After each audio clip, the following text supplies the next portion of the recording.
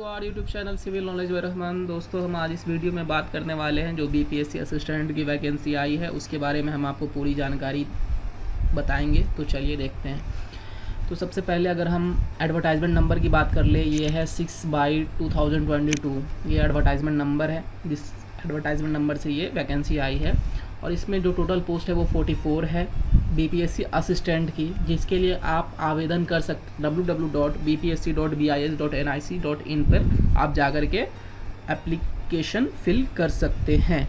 तो अगर हम बात कर ले कि किस कैटेगरी में कितनी सीट है, तो ये यहाँ पे दी गई हैं। अनारक्षित वर्ग में 23, जनरल में 23 और आर्थिक रूप से कमज़ोर वर्ग ईडब्ल्यूएस में 4 सीट है।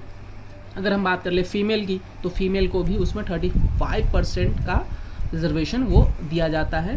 तो अगर जनरल में बात कर लें तो 6 सीट उसमें वैकेंट हो जाएंगी और 4 में से 1 हो जाएंगी ईडब्ल्यूएस के लिए। तो ये सारी सीट्स हैं। तो अब अगर हम बात कर लेते हैं सेकंड वेतनमान सैलरी की, तो सैलरी इसमें है पे लेवल 7 जो कि 44,900 से लेकर 1,42,400 तक है। और अगर हम शैक्षणिक योग्यता एलिजिबिलिटी क्राइटेरिया की बात कर लें, तो आप किसी भी चीज़ में ग्रेजुएशन स्नातक यानी बैचलर्स डिग्री होनी चाहिए, या आप कॉमर्स में हो, आर्ट्स में हो, टेक्नोलॉजी में है, किसी भी चीज़ में हो, बट होना चाहिए। कब तक होना चाहिए? तो सवाल ये है कि आप जब लास्ट डेट है फॉर्म फिल का, अभी मैं बताऊंगा लास्ट डेट कौन सा है, लास्ट डेट तक आपके पास होना चाहिए सर्टिफिकेट, तो ही आप इस फॉर्म को अप्लाई करिए, अदरवाइज़ नहीं करिए, नहीं तो आपकी फ़ी वेस्ट ही जाएंगी। एज क्राइटेरिया की बात कर ले, तो एज क्राइटेरिया 1 अगस्त 2022 तक 1 अगस्त 2022 तक 21 साल होना चाहिए। अगर 21 से कम है तो आप एलिजिबल तब भी नहीं है, ठीक है। और मैक्सिमम 37 ईयर्स है, वो भी इसी डेट तक है। इस डेट तक आपका 37 हो गया तो आप अप्लाई नहीं करिए, अगर नहीं हुआ तो आप अप्लाई करिए। और कुछ केस में एज रिलैक्सेशन है, तो वो यहाँ पे इस नोटिफिकेशन में दिया गया है, आप देख सकते हैं। और अगर हम बात कर लें सिलेक्शन प्रोसीजर की, सिलेक्शन प्रोसीजर में क्या होगा, यहाँ पे 2 एग्ज़ाम होंगी, 2 चरण में कराई जाएंगी 2 एग्ज़ाम, जिसे हम प्री मेंस के नाम से बीपीएससी की भाषा में जानते हैं। तो एक प्री का एग्ज़ाम होगा, प्री एग्ज़ाम अगर क्वालिफाई करेंगे तो आप मेंस के लिए क्वालिफाई करेंगे, अदरवाइज़ आप मेंस नहीं दे पाएंगे। और अगर हम प्री की सिलेबस की बात कर लें, तो प्री की सिलेबस में 3 पेपर होंगे, जिसमें 50-50 क्वेश्चन ईच सेक्शन में होंगे। फर्स्ट सेक्शन होगा आपका जीएस, सेकंड होगा सामान्य विज्ञान एवं गणित, मैथमेटिक्स होंगे और जनरल साइंस होंगे, ठीक है।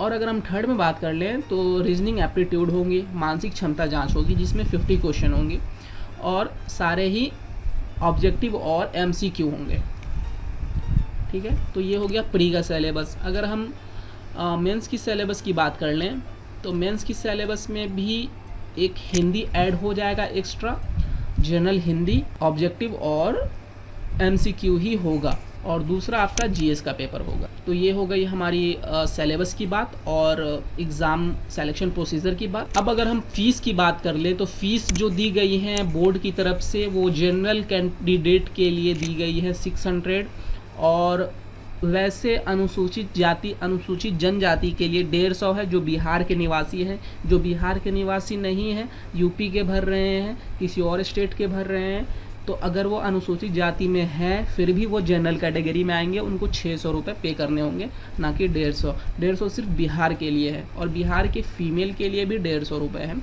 150 रुपीज़ हैं, और पीडब्ल्यूडी के लिए भी 150 रुपीज़ हैं। तो ये हो गई फ़ीस की बात। अब हम कर लेते हैं सबसे इम्पोर्टेंट बात कि कब तक हम अप्लाई कर सकते हैं, कब से अप्लाई कर सकते हैं।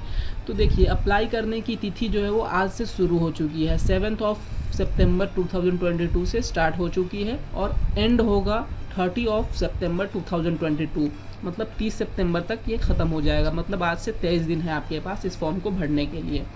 और जब आप इस फॉर्म को भर रहे हैं, तो अगर आपसे कुछ गलतियां हो जाती हैं तो आप उसे एडिट कर सकते हैं इस लास्ट डेट के 7 दिन बाद तक, मतलब 7 अक्टूबर तक आप एडिट कर सकते हैं। उसके बाद आप एडिट नहीं कर पाएंगे। एडिट में भी कुछ क्राइटेरिया है जिसे आप एडिट नहीं कर सकते हैं। जस्ट लाइक आपने जेंडर फीमेल कर लिया है, तो वो जेंडर एडिट नहीं हो पाएगा, उस केस में आपको न्यू फॉर्म ही फिलअप करना होगा।